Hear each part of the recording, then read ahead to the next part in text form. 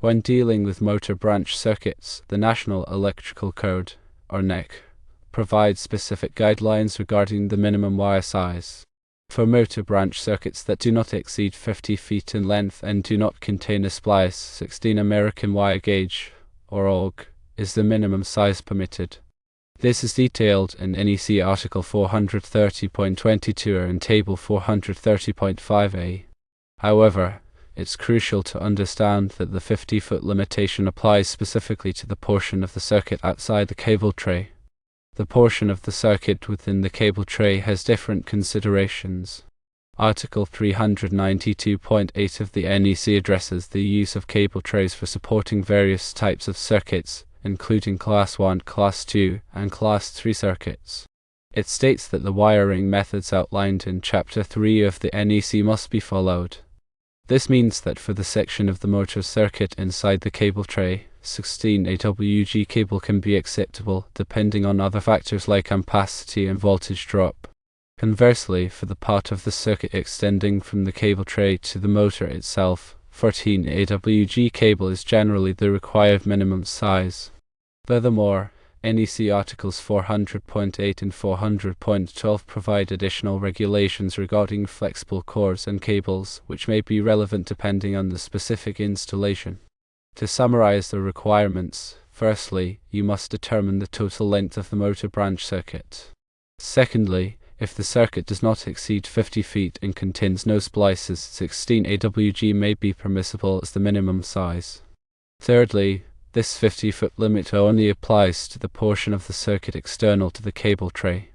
Fourthly, within the cable tray, 16 AWG may be suitable, provided it meets other code requirements such as ampacity. Fifthly, the section of the circuit from the cable tray to the motor typically needs 14 AWG or larger. The ampacity of the selected wire gauge is critical. Ampacity refers to the current carrying capacity of a conductor, measured in amps. It is the maximum amount of electrical current a conductor can carry continuously without exceeding its temperature rating. The NEC provides tables, such as Table 310.15b16 in the 2017 NEC, that list the allowable ampacities for various wire sizes and insulation types under specific conditions. The specific ampacity you need depends on several factors, including the type of wire insulation, e.g., THHN, THW, the ambient temperature, and the number of current-carrying conductors in the raceway or cable. For example, a 14 AWG copper wire with THHN insulation and no more than 3 current-carrying conductors in a raceway or cable has an ampacity of 20 amps in a normal temperature environment. A 16 AWG copper wire with the same insulation and conditions might have an ampacity of only 15 or 18 amps depending on the temperature rating of the insulation. The full load current of the motor should be determined from NEC tables 430.247, 430.248, 430.249 and 430.250. These tables provide the full load currents for motors based on horsepower, voltage, and motor type single-phase, three-phase, direct current. The wire you choose must have an ampacity equal to or greater than 125% of the motor's full load current rating as specified in NEC 430.22. For example, if a motor has a full load current of 8 amps, the conductor must have an ampacity of at least 10 amps. When running multiple current-carrying conductors in a single cable tray or conduit, the ampacity of each conductor must be derated. This is because the heat generated by multiple conductors in close proximity can raise the overall temperature, potentially damaging the insulation and reducing the lifespan of the conductors. Derating factors are provided in NEC Table 310.15 cone. For example, if you have 4 to 6 current-carrying conductors in a raceway or cable, you must apply a derating factor of 80% to the allowable ampacity of each conductor. This means that if a 14 AWG wire has an ampacity of 20 amps, you must reduce it to 16 amps when using it with 4 to 6 current-carrying conductors in the same raceway or cable. You must also account for ambient temperature, as higher temperatures reduce the ampacity of conductors.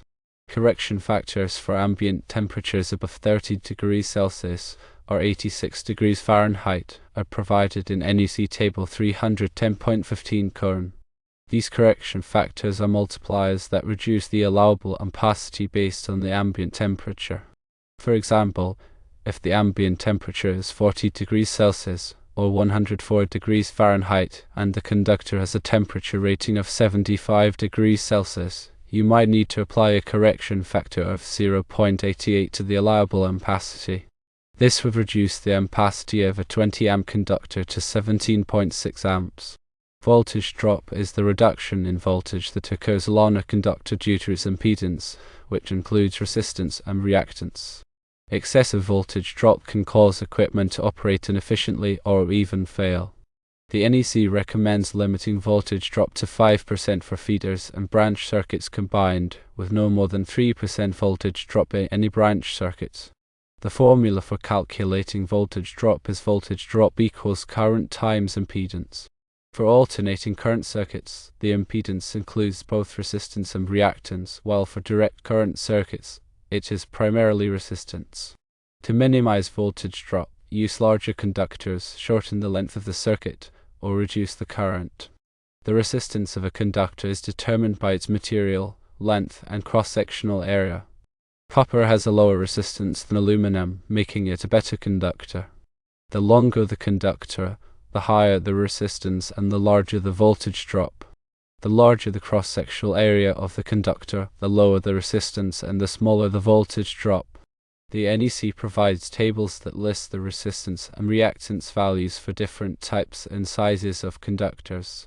These values can be used to calculate voltage drop accurately.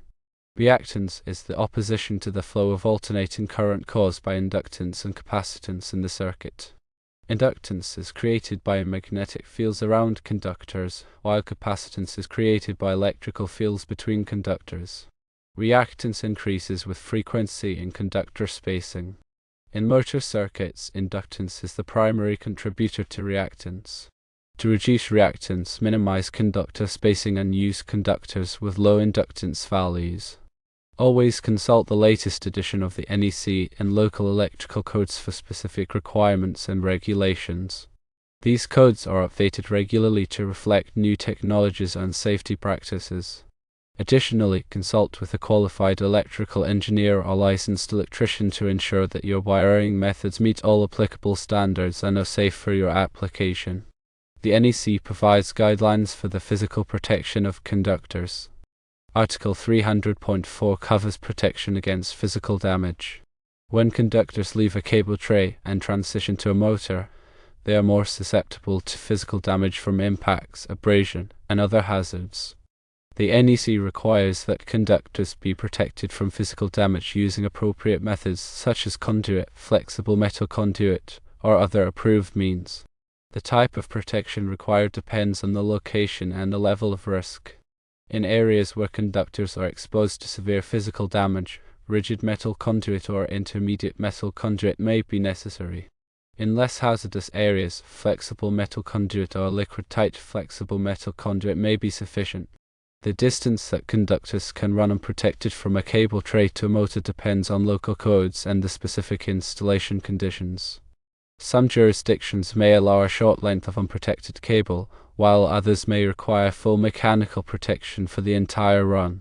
In general, it is best practice to provide mechanical protection as close as possible to the cable tray to minimize the risk of damage. Flexible cords and cables, as covered in NEC Article 400, are often used for the final connection to motors, especially where flexibility is needed to accommodate movement or vibration. However, the use of flexible cords and cables is subject to certain restrictions.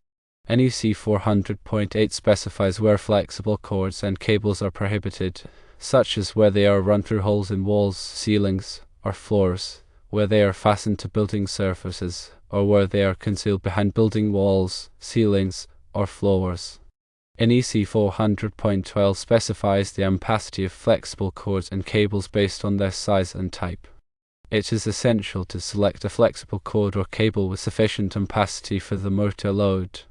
Flexible cords and cables must also be protected from physical damage. This can be achieved by using strain relief fittings at the point where the cord or cable enters the motor enclosure and by routing the cord or cable in a way that minimizes exposure to abrasion or impact. When using tray cable, it's important to verify that the cable is listed and labeled for the intended application.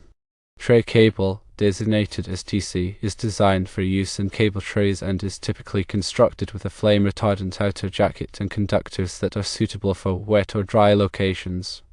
The NEC requires that all electrical equipment be listed and labeled by a recognized testing laboratory such as Underwriters Laboratories, or This listing ensures that the equipment has been tested and meets safety standards. When selecting tray cable, verify that it has the appropriate voltage rating for the motor circuit. Motors are commonly wired at 208 volts, 240 volts, 480 volts, or 600 volts, depending on the application. The tray cable must have a voltage rating that is equal to or greater than the voltage of the motor circuit. Proper grounding is essential for motor circuits to protect against electrical shock and to provide a low impedance path for fault currents. The NEC requires that all metal parts of electrical equipment, including motor frames, be grounded. This is typically achieved by connecting a grounding conductor from the motor frame to the equipment grounding conductor in the branch circuit. The size of the grounding conductor must be determined based on the size of the overcurrent protective device in the branch circuit, as specified in NEC Table 250.122. In addition to equipment grounding, the NEC also requires that cable trays be grounded.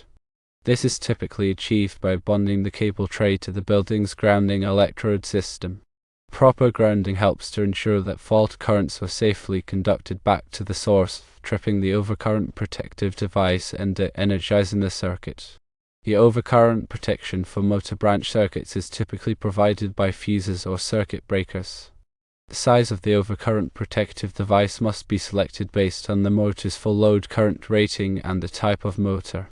The NEC provides specific guidelines for selecting the appropriate size of overcurrent protection for motors in Article 430.52. The overcurrent protective device must be capable of interrupting the maximum fault current that could occur in the circuit. It must also be sized to protect the motor and the conductors from overloads and short circuits. In addition to overcurrent protection, motor circuits may also require motor overload protection. Motor overload protection is designed to protect the motor from damage due to excessive current draw. This can be caused by a variety of factors such as a stalled rotor, a heavy load, or a voltage imbalance. Motor overload protection is typically provided by thermal overload relays or electronic overload relays. These relays monitor the motor current and trip the circuit if the current exceeds a preset value for a specified period of time. Selecting the right wiring method and materials for motor branch circuits is crucial for ensuring safety and reliability. Always consult the latest edition of the NEC and local electrical codes, and consult with a qualified electrical professional to ensure that your installation meets all applicable standards.